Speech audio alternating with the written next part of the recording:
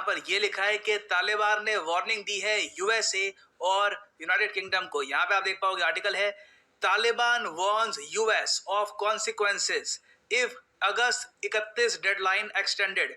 ना Boris Johnson और जो बाइडन दोनों को तालिबान ने वार्निंग ये दी है कि 31 अगस्त तक अगर तुम हमारे देश से बाहर नहीं निकले, मतलब कि काबुल एयरपोर्ट पे जो भी अभी के लिए इवैक्यूएशन हो रही है, ये अगर 31 अगस्त तक खत्म नहीं होती तो सीरियस कॉन्सिक्वेंसेस होंगे। ये यहाँ पर वार्निंग दी है तालिबान ने, मतलब कि तालिबान एक्शन लेगा यूएस और यूके के अगेंस्ट। नाउ ये एक्शन क्या हो सकता है? देखो, आज के समय में आपको ये बताऊं, जो बाइडेन के हाथ बन चुके हैं, ये ओपनली कह चुके हैं कि यूएस ने अफगानिस्तान से पुल आउट कर लिया है। तो अगर मान लो 31 अगस्त के बाद भी यूएस यहाँ पे बना रहता है और तालिबान इनके सोल्जर्स पर कुछ फायरिंग कर देते हैं, तो यूएस उसके रिस्पॉन्स में ज्यादा कुछ कर नहीं पाएगा, क्योंकि जो बाइडेन क्या कहेंगे कि हम फिर से इन्वेजन स्टार्ट करेंगे अफगानिस्तान की? ऑब्वियसली नहीं।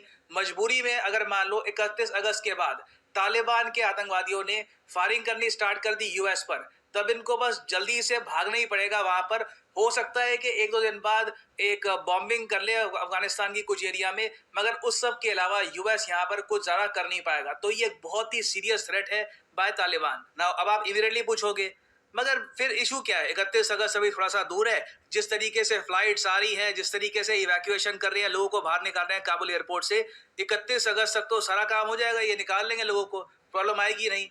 देखो, प्रॉब्लम आ रही है। यूके के जो प्राइम मिनिस्टर है बोरिस जॉनसन, ये ओपनली कह चुके हैं हम 31 अगस्त तक सारे अपने लोगों को अफगानिस्तान से बाहर नहीं निकाल पाएंगे, हमको एक्सटेंडेड डेडलाइन चाहिए, हमें हो सकता है कि 10-20 दिन और चाहिए हो अपने सारे लोगों को अफगानिस्तान से बाहर निकालने के लिए।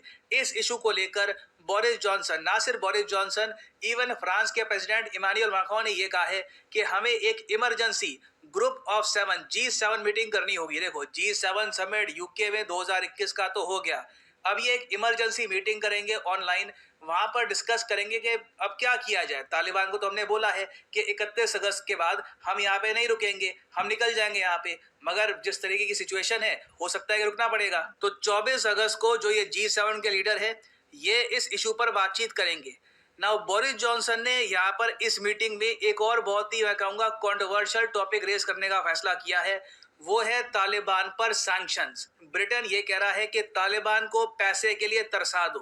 वैसे ही इनका 22% जो बजट का पैसा था वो आता था जर्मनी, यूके, यूएस की डोनेशन से, अब वो पैसा तो नहीं आएगा। इन पर सैंक्शंस और लगा दो ताकि तालिबान पैसे को तरस जाए और ये प्रॉपरली गवर्न ही ना कर पाए अपने देश को। तो ये देखना होगा कि क्या G7 कंट्रीज सैंक्शन लगाती है तालिबान पर G7 मीटिंग के बाद या फिर नहीं।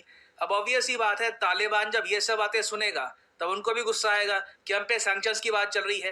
तभी इन्होंने एक बहुत ही ज्यादा कड़ी वार्निंग दी है कि 31 अगस्त के एक दिन बाद भी आप अगर रुके काबुल एयरपोर्ट पे, आपको बहुत सीरियस इसके कॉन्सिक्वेंसेस भुगतने होंगे।